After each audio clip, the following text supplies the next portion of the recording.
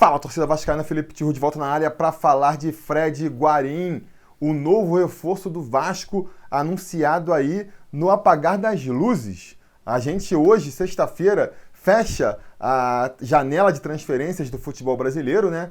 E ontem à tarde saiu essa notícia aí de que o Vasco está fechando com o colombiano Fred Guarín. Já está tudo certo entre o clube e o jogador, ele já foi inscrito lá na CBF.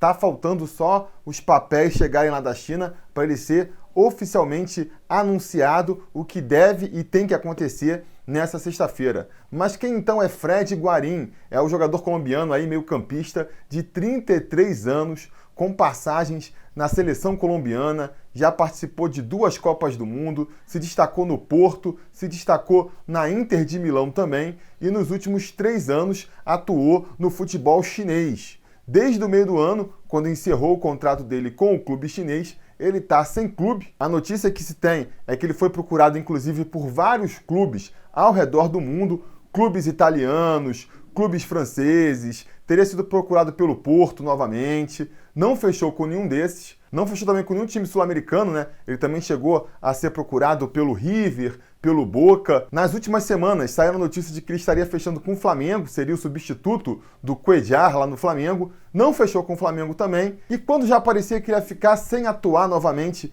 em 2019, eis que o Vasco surge na parada aí e anuncia a contratação do colombiano. E aí você deve estar se perguntando, Felipe, o que você acha da contratação do Guarín? Tá animado, não tá? Qual é a sua opinião?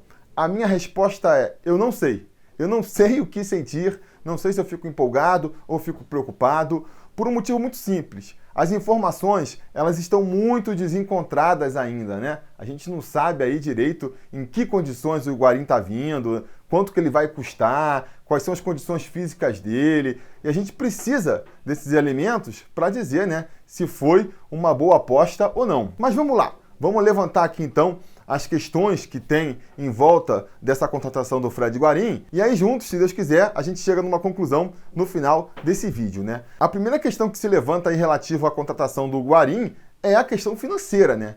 Quanto que o Vasco está pagando para trazer esse jogador aí, que é um jogador caro, completamente fora da realidade do Vasco. O Guarín é um jogador que tinha um salário na casa dos milhões de euros lá na China, foi sondado por equipes italianas, equipes portuguesas, ao que tudo indica, não fechou por questões financeiras, não fechou com o Boca por questões financeiras, estava fechando com o Flamengo aí para receber 700 mil reais por mês, e aí de repente vem parar no Vasco. Quanto que o Vasco está pagando para esse jogador, afinal de contas? Minha teoria para explicar o que aconteceu. O Guarín, ele teve seu contrato encerrado no meio do ano lá com o clube chinês, muito provavelmente já pelo seu salário absurdo, cheguei a ler que ele ganhava 3 milhões de euros no clube chinês, realmente totalmente fora da realidade, né? E, aparentemente, findo o contrato dele com o clube chinês lá, ele quis manter o padrão de vida que ele estabeleceu, manter o salário que ele conseguiu no clube chinês, o que, obviamente, ele não conseguiu. Propôs esse salário absurdo para os clubes europeus que o procuraram, nenhum clube topou pagar o preço que ele pediu lá, a janela europeia se fechou, ele passou a mirar, então, o mercado sul-americano, foi aí nos clubes mais ricos do mercado sul-americano tentando se colocar, já teve que baixar um pouco ali a pretensão salarial dele, né? Tentou com Boca, com River, estava fechando com o Flamengo por 700 mil, que já cai bem mais abaixo, né? 700 mil reais comparado com 3 milhões de euros, você viu que ele teve que baixar um pouco ali as pretensões salariais dele. Mas acabou tomando uma volta aí nas negociações, né? No finalzinho ali,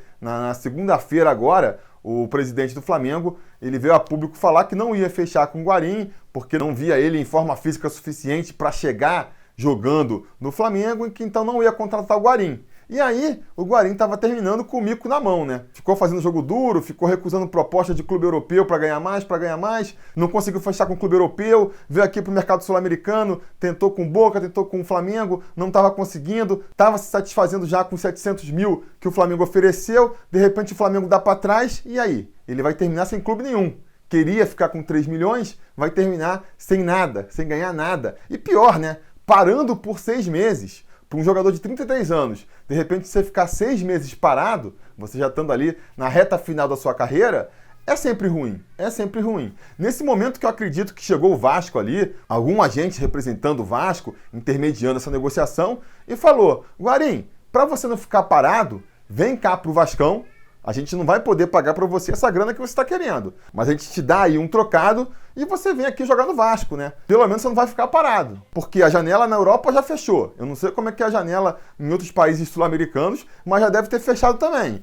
Amanhã fecha a janela brasileira. Se você não fechar com a gente, você vai ficar aí treinando em separado, treinando com seu preparador particular até o final do ano e vai ficar 6 meses parados no total. O Guarim deve ter achado interessante a proposta, topou fechar com o Vasco e nessa eu acho que a gente conseguiu aí um bom desconto, né? Quanto? Eu não sei. Porque vamos supor que ele tenha fechado aí, topado fechar por metade do que ele ganharia no Flamengo, que seria 700 mil, significaria 350 mil reais. Já é um dinheiro caro para a realidade do Vasco. Sendo que 700 mil já era um salário bem abaixo do que o Guarim queria inicialmente. Então, assim, é difícil de avaliar qual é o valor pelo qual o Guarim fechou. Eu não acredito que seja muito mais do que isso, 400 mil, sei lá, não dá para o Vasco pagar mais do que isso. Isso já é um absurdo, na verdade. Essa é outra coisa que a gente tem que ver, né? O impacto desses 3 meses de salário para o Guarim aí na realidade do clube. Você está chegando num clube que não paga os seus atletas há 3 meses, 2, 3 meses, todo mundo insatisfeito com falta de salário, de repente chega um jogador com um salário milionário, é complicado, né? Mas, por outro lado, pode ser encarado como positivo também. Se ele chega realmente para resolver e eleva o time de patamar, os jogadores percebem que essa é uma oportunidade do Vasco acabar mais em cima do Campeonato Brasileiro, de repente conseguir uma vaga para uma Sul-Americana, Libertadores, extrapolando aqui. E isso vai trazer mais dinheiro, vai trazer mais patrocinadores para o ano seguinte. Pode ser um caminho para o Vasco conseguir justamente esse dinheiro para quitar o salário de todo mundo. Então vamos ver, né? De qualquer maneira, eu acho que a explicação para o Guarim vir para o Vasco caminha por aí. A gente conseguiu baixar muito o salário dele por uma questão de oportunidade emergencial. Era isso ou nada, era pegar o Vasco ou ficar sem jogar por mais 3 meses. E o Guarim acabou topando. Aí eu vejo muita gente criticando: pô, mas vai vir um Guarim por 3 meses, o cara mal vai chegar, já vai sair. Ele já teria até um acordo com a MLS lá, vai jogar no futebol dos Estados Unidos a partir de janeiro. Isso é ruim. É ruim, não é bom. Realmente o ideal é você trazer um jogador e poder contar com ele por muito tempo. Mas a realidade é que é isso ou nada. Para o Guarim era fechar com o Vasco ou ficar sem jogar esses 3 meses. E para o Vasco é conseguir o Guarim por 3 meses ou não conseguir o Guarim em momento nenhum. Porque a gente não está em condição, normalmente, nas condições normais de temperatura e pressão, de contratar um jogador do nível do Fred Guarim. Então eu não chego a ver isso com maus olhos, não. É um acordo de ocasião aí entre o Vasco e o jogador que, se ele corresponder em campo, eu acho que vai ter valido a pena. E aí a gente entra para a segunda questão dessa análise, que é: em que condições receberemos Fred Guarim? Isso é uma coisa que a gente tem que questionar, porque eu vejo muita gente empolgada aí, achando que vai chegar o Fred Guarim de 4, 5 anos atrás. O Fred Guarim que jogou a Copa do Mundo aqui no Brasil, que estava lá na Inter de Milão. E não vai ser esse jogador que vai chegar no Vasco agora. O Guarim é um jogador que já está aí uns 15 anos na estrada. Dá para dizer que ali naquele período de 2014 até 2016 atingiu o auge da sua carreira, né? Ele jogou a Copa de 2010 e a Copa de 2014, foi bem no Porto, depois ficou 4 temporadas na Inter de Milão, onde também se destacou, mas em 2016 ele foi para a China. E aí na China, amigo, é um buraco negro. Ninguém sabe como é que ele vai sair de lá. Essa que é a verdade. Acho que dificilmente vai ser aquele Guarim que a gente viu na Inter de Milão, até porque ele também não está mais nem na seleção colombiana, né? Não jogou a Copa do Mundo de 2018, por exemplo. Agora, pode ser um jogador muito bom ainda, né? Pode ser um jogador muito bom. A dúvida fica sendo justamente o que eu estou falando aí. Esse buraco negro que é a China. Porque a China é um mercado curioso. Eles têm muito dinheiro, então eles conseguem levar uns caras muito bons para lá. Pode ser que o Guarim tenha ido nessa condição, né? Não saiu da Inter porque a Inter não queria mais ele, o futebol dele já não estava mais no nível da Inter. Não. Deve ter saído porque esse clube chinês lá chegou oferecendo 3 milhões de euros por mês pro cara. O cara falou: Inter, você cobra esse salário aqui? Não cobre? Então eu vou pra China. Só que a partir do momento que ele chega na China, ele vai encontrar um futebol com um nível de exigência, um nível de cobrança muito menor que o da Europa. E aí, a partir desse momento, a gente não sabe se ele vai se acomodar, se ele, mesmo sem querer, o futebol dele vai decaindo, a qualidade técnica dele vai decaindo, a ponto de, quando ele volta para um futebol com nível de exigência um pouquinho maior, ele já não consegue mais se encaixar, ou leva um tempo para encaixar, né? Porque a questão do tempo, pra gente aqui também é importante, já que a gente vai ter ele por um tiro curto aí de só 3 meses. E aí é importante tanto a questão técnica, né? Ver quanto da técnica que ele tinha há 4 anos atrás, o Guarim ainda traz com ele, e também a questão física, né? Ver se ele aí, depois de 3 meses parado, tá só treinando ali com um profissional particular, quanto tempo que ele vai precisar para render o mínimo em campo, para conseguir entrar em campo e mesmo que não no auge da sua forma, ajude o Vasco, né?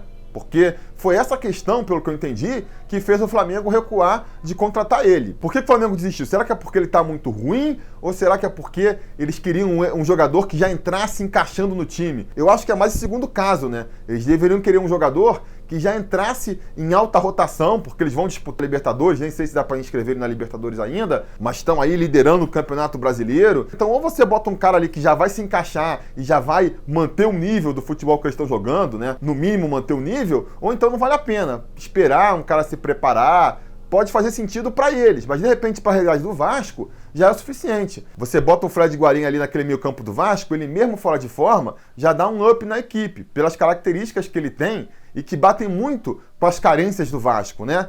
Ele é um cara que não é um grande armador, mas tem a qualidade para um passe, para um lançamento, e o Vasco sente falta disso no meio campo, um cara mais articulador, né? Repito, mesmo que não seja a característica dele, ele tem mais qualidade para fazer isso do que os que estão lá atualmente. Tem a questão do chute dele, tem um chute muito bom de fora da área, tem feito muita falta no Vasco isso, principalmente quando pega um time fechadinho lá atrás, não tem a qualidade para criar jogadas, não tem a qualidade para furar o bloqueio adversário, muitas vezes o que resta de recurso para o Vasco é o chute de fora da área. E aí a gente não tem um cara que consiga dar um chute mais forte, um chute mais perigoso. Se o Guarim chega com esse pé calibrado aí e fazendo esses chutes perigosos de fora da área, mesmo fora de forma, ele pode ajudar o Vasco já. Agora, se ele chega completamente fora de ritmo, que nem o Bruno César chegou aí, o cara entra em campo e parece em outra rotação, não tem a menor condição de atuar com o resto da equipe, aí fica complicado. Por mais que ele é forte, ele tem um físico bom, ele rapidamente vai recuperar o ritmo de jogo. O que é rapidamente? A gente vai estar com tiro curto aqui. É muito tiro curto. Se você parar para pensar,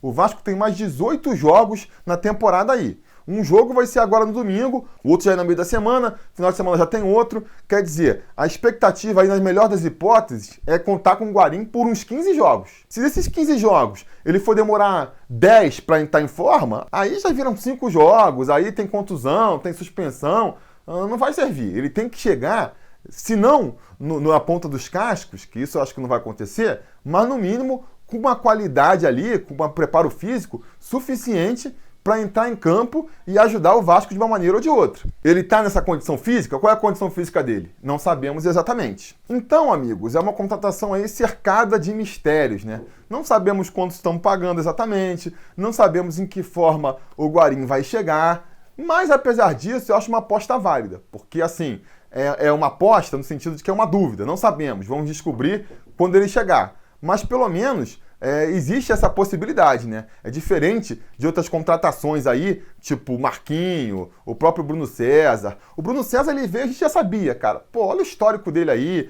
o desempenho dele no Sporting. A gente sabe, o cara vai chegar, muito dificilmente ele vai render. Pode ser que aconteça? Pode, mas é difícil. O Marquinho nem isso. A chance do Marquinho dar certo no Vasco era praticamente nula, porque ele estava aqui jogando futebol brasileiro, jogando no Atlético Paranaense e não estava sendo aproveitado. Por que ele ia funcionar para o Vasco?